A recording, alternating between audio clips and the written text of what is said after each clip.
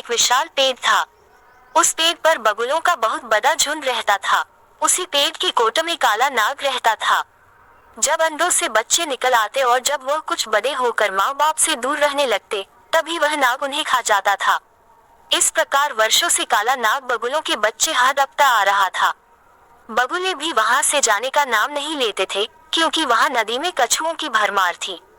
कछुओं का नर्म मांस बगुलों को बहुत अच्छा लगता था।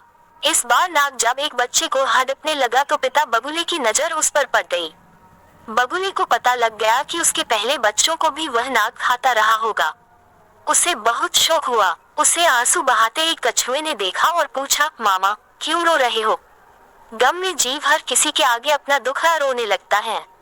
उसने नाग और अपने मृत बच्चों के बारे में बताकर कहा, मैं उससे बदला लेना चाहता हूँ। कछुए ने सोचा, अच्छा तो इस गम में मामा रो रहा है। जब ये हमारे बच्चे खा जाते हैं तब तो कुछ ख्याल नहीं आता कि हमें कितना गम होता होगा। तुम सांप से बदला लेना चाहते हो तो हम भी तो तुमसे बदला लेना चाहेंगे। बगुला अपने शत्रु को अपना दुख बताकर गलती कर बैठा था। चतुर कछुआ एक तीर से 2 शिकार मारने की योजना सोच चुका था। वह बोला, मामा, मैं तुम्हें बदला लेने का बहुत अच्छा उपाय सुझाता हूँ।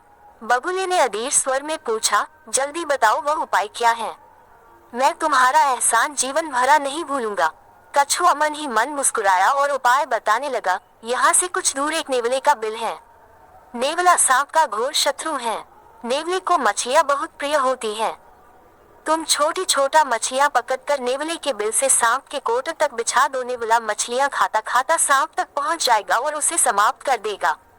बगुला बोला, तुम जरा मुझे उस नेवले का बिल दिखा दो। कछुए ने बगुले को नेवले का बिल दिखा दिया। बगुले ने वैसे ही किया जैसे कछुए ने समझाया था। नेवला सचमुच मछलियाँ खाता हुआ कोट तक पहुँचा। नेवले को देखते ही नाग ने फुकार छोड़ी। कुछ ही देर की लड़ाई में नेवले ने सांप के टुकड़े टुकड़े कर दिए। बगुला खुशी से उछल पड़ा। कछुए ने मन ही मन में कहा, ये तो शुरुआत है मूर्ख बगुले। अब मेरा बदला शुरू होगा और तुम सब बगुलों का नाश होगा। कछुए का सोचना सही निकला। नेवला नाग को मारने के बाद वहां से नहीं गया। उसे अपने चारों ओर बगुले नजर आए, उसके लिए महीनों के लिए स्वादिष्ट खाना।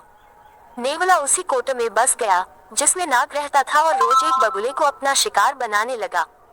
इस प्रकार एक एक करके सारे बगुले मारे गए।